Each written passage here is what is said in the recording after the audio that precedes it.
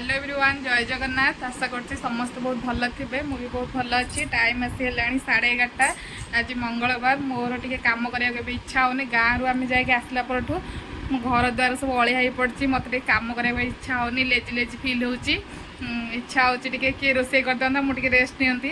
ଆଉ ସାର୍ଙ୍କୁ ବି ଭଲ ଲାଗୁନି, ସିଏ ବି ରେଷ୍ଟ କରୁଛନ୍ତି। ଗୁଡୁନ ଏଠି ବସିଛି। ମୁଁ ତ ଯାହା ଖାଇଦେଇ, ମୋର କିଛି ସେମିତି ଖାଇବାରେ କିଛି ନାହିଁ। ଏ ଗୁଡୁନ ସାର୍ ତାଙ୍କ ପାଇଁ ଟିକେ କିଛି ବନେଇବାକୁ ପଡ଼ିବ। ତ ମୁଁ ଏବେ ଭାତ ଡାଲି ବସେଇଛି, ଲେଟ୍ ହେଲାଣି। ଆଉ ସାର୍ କାଲିଠୁ ପନିର ଆଣିକି ରଖିଥିଲେ, ତ ପନିର ହେବ। ଆଜି ହେଉଛି ଚୈତ୍ର ମାସ ମଙ୍ଗଳବାର। ତ ଚୈତ୍ର ମାସ ମଙ୍ଗଳବାର ଏଠି ମାଆଙ୍କ ପାଖରେ ବହୁତ ଭିଡ଼ ହୁଏ। ବହୁତ ଭକ୍ତମାନେ ଆସନ୍ତି ମାଆଙ୍କୁ ଦର୍ଶନ କରିବା ପାଇଁ। ତ ଆମେ ତ ମାଆଙ୍କ ପାଖରେ ରହୁଛୁ, ଏଇଟା ଆମ ସୌଭାଗ୍ୟ। ଆମେ ଯେତିକି ବର୍ଷ ଏଇଠି ରହୁଛୁ ତ ମାଆଙ୍କୁ ଭଲ ଭାବରେ ଦର୍ଶନ କରିବୁ, ମାଆଙ୍କୁ ଦୁଃଖ ଆମର ଜଣେଇବୁ।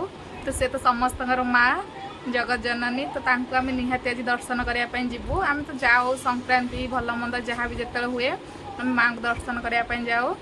ଆଉ ଆଜି ଆମେ ଯିବୁ। ସାର୍ଙ୍କୁ ପଚାରେ ସାର୍ କେତେବେଳେ ନେଇକି ଯିବେ।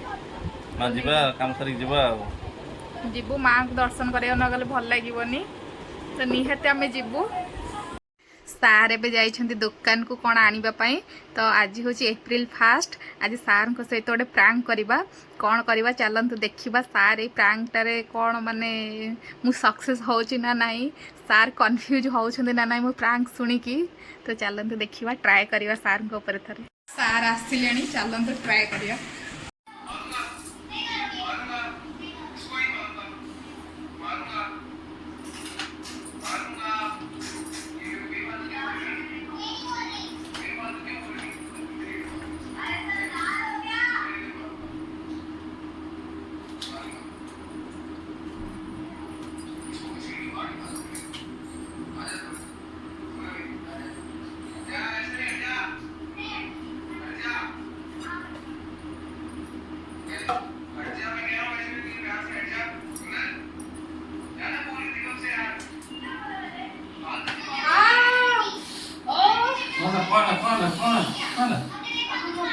अरे दुखी है काम कोई मनो देखा हम गुड़ का दे दो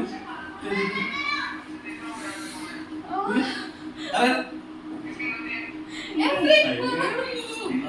କେମିତି ଲାଗିଲା?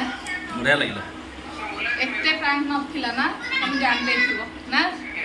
ଆମେ ଜାଣିନଥିଲେ ତଥାପି ସବୁ ଜାଣିଦେଲି ଆଉ। ଆଜି ଏପ୍ରିଲ 1 ସେଥିପାଇଁ ତମକୁ ଟିକେ କନଫ୍ୟୁଜ୍ ଡିଫ୍ୟୁଜ୍ କରି। ହଉ ଠିକ୍ ଅଛି। ଯଦି ଆପଣମାନଙ୍କୁ ଆମ ଭିଡ଼ିଓ ଭଲ ଲାଗିବ ଲାଇକ୍ ସେୟାର ଆଣ୍ଡ ସବସ୍କ୍ରାଇବ୍ କରିବେ।